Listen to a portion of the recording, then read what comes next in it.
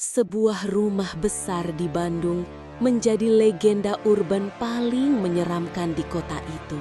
Di atapnya berdiri patung gurita raksasa yang seolah mengawasi kota. Tak ada yang tahu siapa yang tinggal di dalamnya, tapi desas-desus tentang ritual sesat, ruang bawah tanah, hingga suara jeritan tengah malam terus menghantui warga. Malam ini, kita akan menyusuri jejak-jejak misteri yang membungkus rumah gurita antara mitos dan kenyataan yang kabur batasnya. Bandung, kota dengan sejuta kenangan, udara sejuk, dan jalan-jalan yang penuh tawa. Tapi, seperti kota besar lainnya, Bandung juga menyimpan rahasia yang tak selalu dibicarakan dengan suara keras. Salah satunya berdiri diam di Jalan Cipaganti, sebuah rumah besar dengan desain yang unik, menjulang, tertutup tembok tinggi. Tapi yang paling mencolok adalah sesuatu yang duduk di atasnya, seekor gurita raksasa dari beton.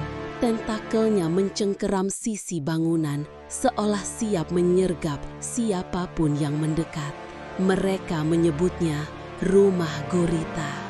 Kisah ini mulai meledak di awal tahun 2010-an. Seorang fotografer urban explore mengunggah potret rumah itu ke blognya. Dia menuliskan narasi mencurigakan. Katanya, rumah itu bukan sekedar rumah, tapi tempat pemujaan, markas sebuah sekte rahasia yang melakukan ritual dalam gelap, dan simbol gurita adalah lambang kekuatan jahat yang disembah di dalam sana. Dari sana, cerita menyebar seperti api. Warga sekitar mulai angkat bicara. Ada yang mengatakan mereka melihat mobil-mobil mewah masuk diam-diam tengah malam tanpa suara dengan plat nomor luar kota. Ada yang mengaku mendengar jeritan lirih di malam Jumat dari dalam rumah. Dan ada pula yang bersumpah melihat bayangan tubuh tergantung di balik kaca yang berkabut. Yang membuat cerita ini makin kelam adalah ketika media sosial mulai menggali lebih dalam. Beberapa video YouTube menyebut adanya ruang bawah tanah, lorong gelap, bahkan kamar penyiksaan tersembunyi.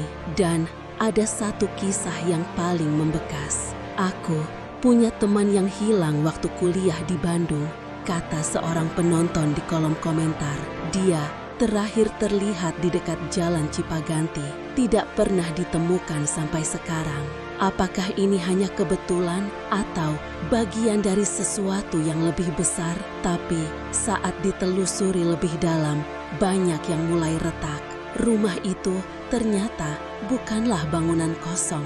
Seseorang benar-benar memilikinya, dan patung gurita bukan simbol pemujaan, tapi instalasi seni. Pemilik rumah adalah seorang pengusaha. Desain rumahnya dibuat oleh arsitek kontemporer yang memang suka menempatkan benda artistik ekstrim di bangunannya.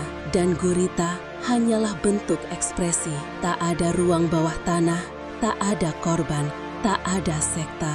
Wartawan lokal pernah mencoba mendekat, mewawancarai penjaga rumah. Semua rumor dibantah dengan santai. Namun, kenapa rumah itu tetap terasa dingin? Kenapa warga masih enggan berjalan sendirian di dekat situ saat malam? Kita, manusia, punya satu kelemahan. Kita takut pada hal yang tidak kita pahami.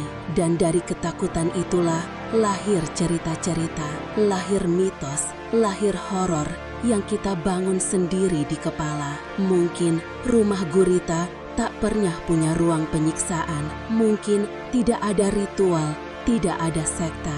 Tapi kota ini telah menjadikannya simbol dari sesuatu yang lebih dalam. Rasa curiga, rasa takut, dan keinginan untuk percaya bahwa kegelapan selalu punya tempat bersembunyi. Rumah gurita mungkin hanya bangunan biasa dengan seni yang kebetulan menakutkan, tapi cerita yang tumbuh di sekitarnya adalah potret bagaimana kita memandang sesuatu yang berbeda. Dan bukankah itu yang membuat sebuah legenda tetap hidup? Terima kasih telah mendengarkan.